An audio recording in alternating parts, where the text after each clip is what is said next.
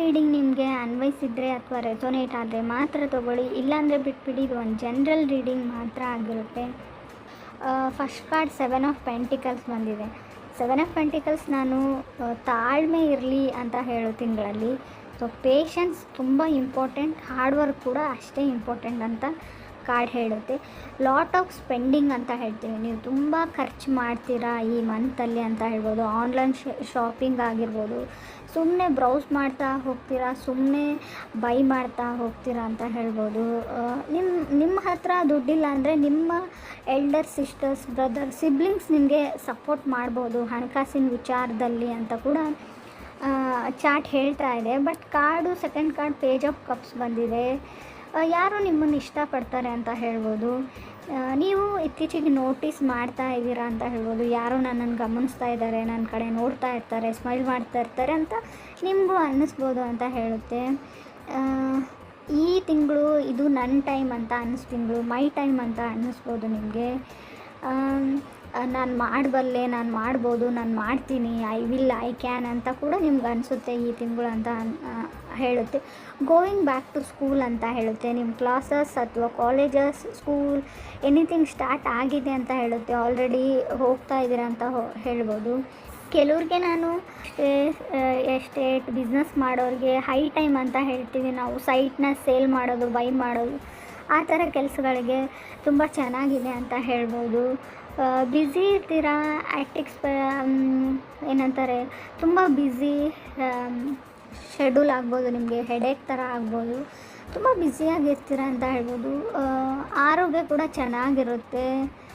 ಕೆಲವ್ರಿಗೆ recently ಸಫೋಕೇಟೆಡ್ feel ಆಗಿರ್ಬೋದು. Normally ಈ ಕೋವಿಡ್ ಬಂದಮೇಲೆ, ಕರೋನಾ ಬಂದಮೇಲೆ ಎಲ್ರಿಗೂ ಆ ಥರ ಫೀಲ್ ಆಗುತ್ತೆ.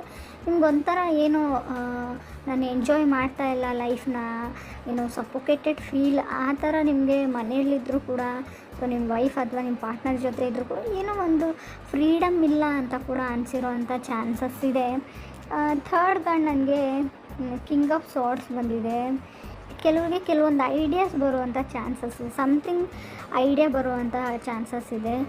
ಇನ್ ಕೇಸ್ ನೀವೇನಾದರೂ ಬಿಸ್ನೆಸ್ ಮಾಡ್ತೀರಾ ಅಥವಾ ನೀವು ಕೆಲಸ ಮಾಡ್ತೀರಾ, ಜಾಬಲ್ಲಿದ್ದೀರಾ, ಐ ಟಿಯಲ್ಲಿದ್ದೀರೋ, ನಿಮ್ಮ ಅಂಡರ್ ವರ್ಕ್ ಮಾಡೋ ವರ್ಕರ್ಸ್ ಬಗ್ಗೆ, ನೀವು ಟೀಮ್ ಲೀಡರ್ ಇದ್ದರೆ ನಿಮ್ಮ ಅಂಡರ್ ಯಾರು ವರ್ಕ್ ಮಾಡ್ತಾರೆ ಅವ್ರ ಬಗ್ಗೆ, ಬಿಸ್ನೆಸ್ ಮಾಡ್ತಾಯಿದ್ರೆ ನಿಮ್ಮ ಕೈ ಕೆಳಗೆ ಯಾರು ಕೆಲಸ ಮಾಡ್ತಾರೆ ಅವ್ರ ಬಗ್ಗೆ ಕೇರ್ಫುಲ್ಲಾಗಿರಿ.